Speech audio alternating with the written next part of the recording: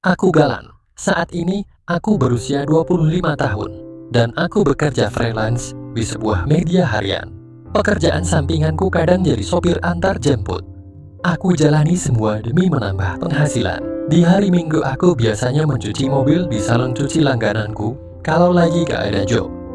Dan itu hampir tiap minggu aku selalu mencuci mobil di salon tersebut. Sehingga ada beberapa langganan tetap yang aku kenal di bengkel itu.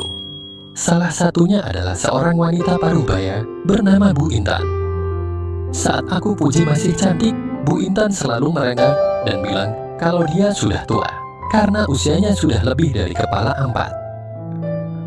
Walaupun sudah berusia 45 tahun menurut pengakuannya, jujur, Bu Intan wajahnya masih nampak cantik dan menarik sekali menurutku. Wajahnya sekilas kayak artis karena sangat terawat. Tinggi sekitar 165 dan berat badannya profesional. Lengan tingginya, kulitnya putih mulus, rambutnya panjang hingga menyentuh pinggang. Bodinya juga ramping dan tinggi semampai. Berawal dari percakapan itu, kami pun bertukar nomor HP. Dan kadang janjian kalau mau mencuci mobil. Dan tak jarang juga, Bu Intan memintaku untuk mengantarkannya bersama putrinya bila mau keluar kota. Dan selalu memberiku ongkos lebih. Karena seringnya ketemuan di bengkel dan juga mengantarnya, lama-lama aku mulai menaruh hati padanya. Namun rasa itu selalu aku pendam. Aku takut mengatakan isi hatiku, karena Bu Intan adalah seorang bos yang menggantikan suaminya setelah 5 tahun yang lalu meninggal dunia. Sebagai seorang single parent, aku sangat salut pada Bu Intan. Karena telah sukses menjalankan perusahaan besar peninggalan suaminya. Pada hari itu di bulan Januari sekitar pukul 1 siang, HP-ku bergetar. Setelah kulihat ternyata ada pesan masuk dari Bu Intan yang mengatakan bahwa Bu Intan minta tolong besok mengantarnya untuk menengok ibunya, sekaligus liburan tahun baru dengan menggunakan mobilku. Karena mobilnya lagi di bengkel yang belum selesai diperbaiki setelah sempat terjebak banjir. Aku pun menyetujuinya. Dan malam harinya, aku sudah tidur sejak jam 9 agar besoknya aku lebih fresh untuk perjalanan jauh. Pagi harinya, sekitar pukul 7 aku sudah sampai di rumah Bu Intan.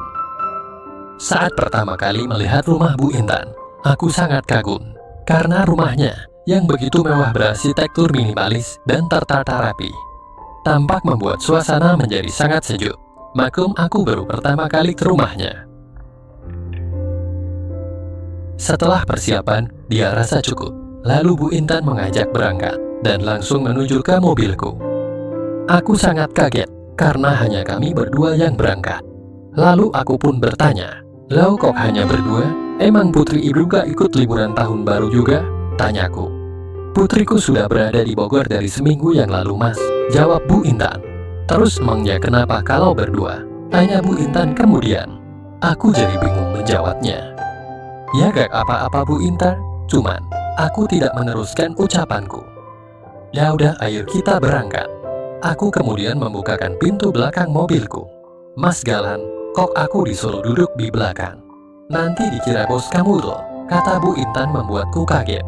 Pikiranku jadi kemana-mana, karena biasanya menyuruh putrinya yang duduk di depan kalau aku mengantarnya keluar kota. Tapi kali ini Bu Intan yang duduk di depan. Hari ini Bu Intan mengenakan bawahan panjang semata kaki berwarna hitam, kemeja warna ungu dan rambut panjangnya diikat sederhana, sehingga semakin menawan. Dalam perjalanan aku membayangkan untuk bisa lebih dekat lagi dengan Bu Intan yang cantik itu. Ingin sekali ku ungkapkan perasaanku, tapi aku selalu takut. "Mas Galang apa sudah punya istri?" tanya Bu Intan menyadarkan aku dari lamunanku. Belum Bu Intan. Setiap dekat wanita selalu gagal, jawabku sedikit malu. "Kamu itu ganteng ho, masak gak ada wanita yang mau share," ucapnya lagi. "Kalau gak ada yang mau, aku mau kok Mas." Mendengar ucapan itu, aku jadi salah tingkah. "Bu Intan jangan naur masak seorang bos besar kayak ibu mau dengan saya," ucapku dengan keringat dingin yang mulai keluar. Dan dadaku deg-degan tak percaya mendengarnya. "Masak menunggu kumis tebalmu sampai memutih sih Mas." Aku jadi merah muka dibuatnya. Tak lama kemudian, Tangan Bu Intan tiba-tiba saja memegang tanganku di saat aku sedang ganti gigi persneling. Seketika aku sangat terkejut. Bos wanita kaya itu begitu halus dan lembut tangannya kurasakan hingga membuat jantungku makin berdebar. Sungguh aku tidak pernah mengira kalau Bu Intan menginginkan itu dariku. Setelah kurang lebih 2 jam perjalanan, Bu Intan mengajakku ke lokasi wisata Simpang 5 Gumul sebelum sampai di rumah ibunya. Ketika turun dari mobil, tiba-tiba saja tangan Bu Intan menggandeng tanganku dengan mesra. Aku hanya bisa diam dan tak bisa menghindarinya. Senang bercampur bahagia yang aku rasakan saat itu. Dadaku rasanya bergemuruh. Namun apa yang diinginkan Bu Intan yang aku tidak mengerti. Meskipun sebenarnya aku menaruh hati padanya, aku hanya membalas dengan menggenggam erat tangannya. Sikap manja Bu Intan terus berlanjut saat kami berdua jalan-jalan di area Simpang 5 Gumul. Sesekali dia menyenderkan kepalanya di pundakku saat sedang beristirahat di bawah pohon cemara yang rindang. Setelah sudah cukup lama menikmati panorama Simpang 5 Gumul, lalu kami melanjutkan perjalanan menuju rumah ibunya. Di dalam mobil, sikap manja Bu Intan berlanjut hingga kadang membuatku tak fokus memegang kemudi.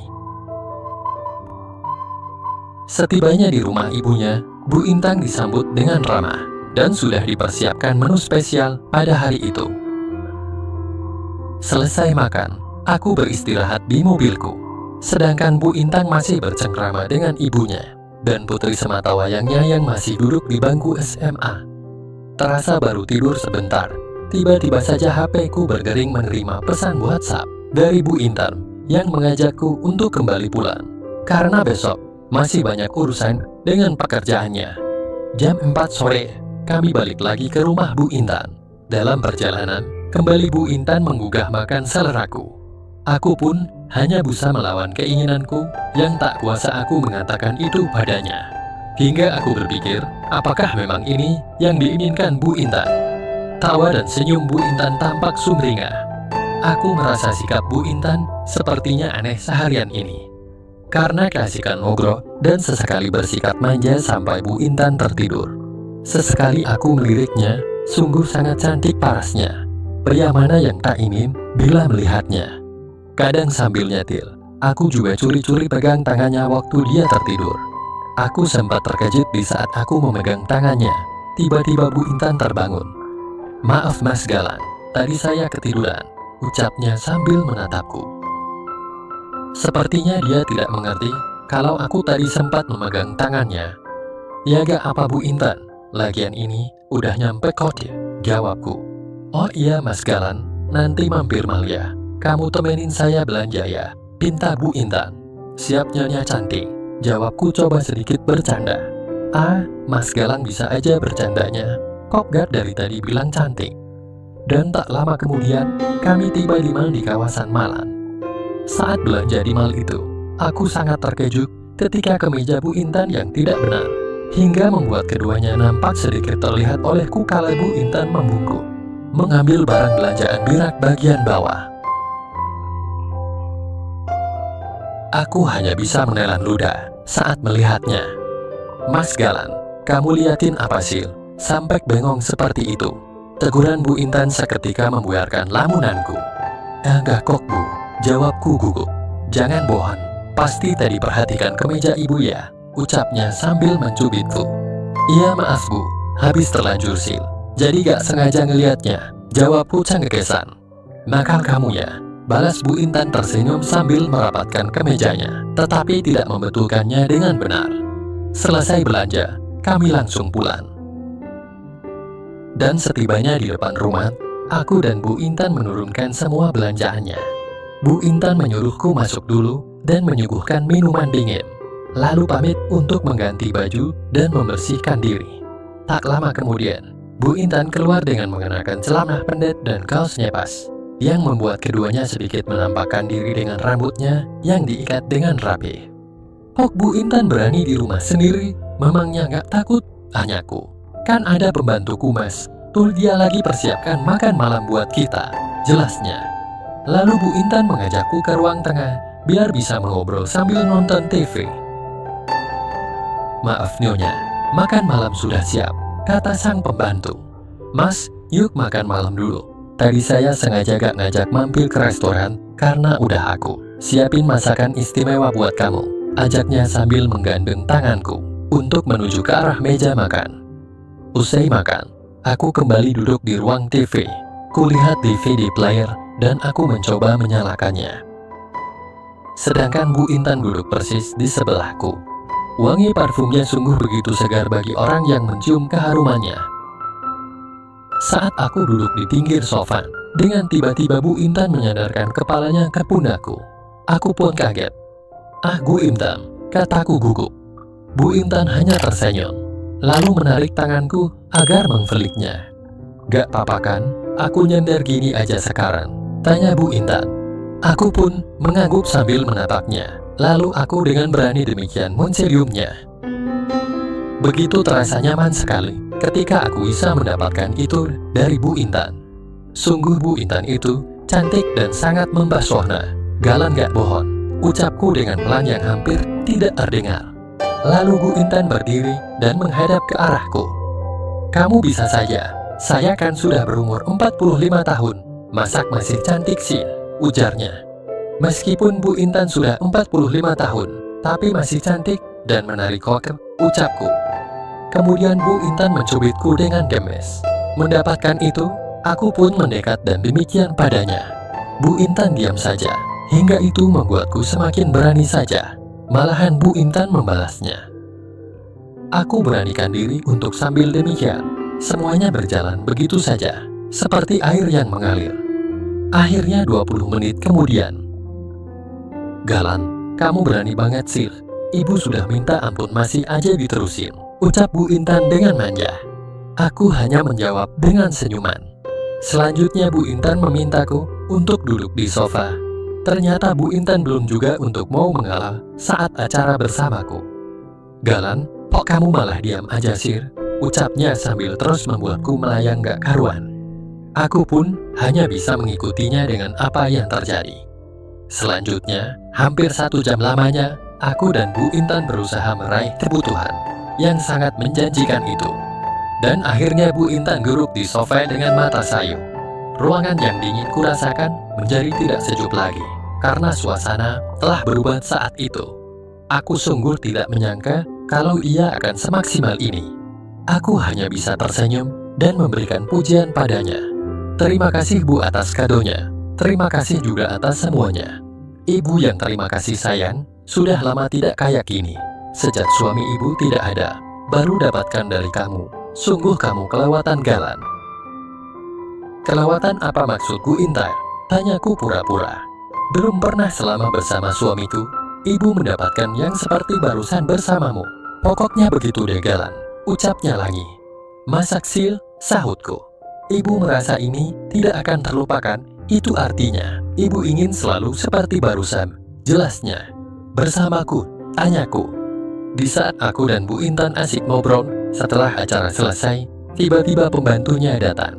"Maaf Bu, tadi saya mendengar suara keras sampai saya terbangun. Ibu gak apa-apa kan?" tanya pembantunya. "Gak apa-apa Bi, kaki saya tadi hanya terkilir," jawab Bu Intan dengan wajah sedikit memerah. Lalu pembantunya itu kembali lagi ke kamarnya. "Oh iya, mau kan Mas Galang mulai sekarang menjadi kekasih setiaku?" tanya Bu Intan. "Ya pasti saya tak akan menjadi orang bodoh Bu Intan," jawabku. "Galan, maksud kamu apa? Kamu tidak mau?" ucap Bu Intan tanpa raut wajahnya kelihatan sedih. Aku pun segera demikian sambil berkata, "Alangkah bodohnya aku jika harus menolak tawaran seorang wanita cantik dan mempesona seperti ibu," ucapku seraya mencubitnya dengan manja. "Ih, kamu pintar bikin ibu baper, sampai membuat ibu sempat sedih. Tapi beneran yang gak bohong, kamu jangan sampai cari wanita lain," pinta Bu Intan. "Iya, Galan janji sayangku, ngapain cari yang lain? Bu Intan tahu kan, sebenarnya sejak pertemuan kita yang pertama di salon cuci mobil itu, aku sudah merasa tertarik dan jatuh hati sama ibu loh," ujarku. "Masa Yasin? Apa kenapa tidak kamu utarakan saja waktu itu?" "Ya udah sekarang jangan panggil ibu lagi ya," tintanya. Tapi Galang lebih enak panggil ibu. "Memangnya kenapa?" Galang gak tulus, tanya Bu Intan cemberut. Galang takut kalau nanti ibu gak mau kuajak nikah, jawabku sedikit bercanda. "Memangnya kamu gak nyesel sama Juan Dua?" ucapnya. "Kalau Juan Dua kaya dan cantik kayak Bu Intan, Galang gak berani nolak," ucapku serius. "Ah kamu ya, tunggu aja nanti," jawab Bu Intan dengan serius dan tersipu. Tak terasa sudah pukul 12 malam, lalu aku pamit pulang dan dihadiahi cilikuman manja. Aku pun pergi meninggalkan rumahnya penuh dengan senyuman. Begitulah awal kedekatan bersama Bu Intan, yang kini telah sah menjadi istriku.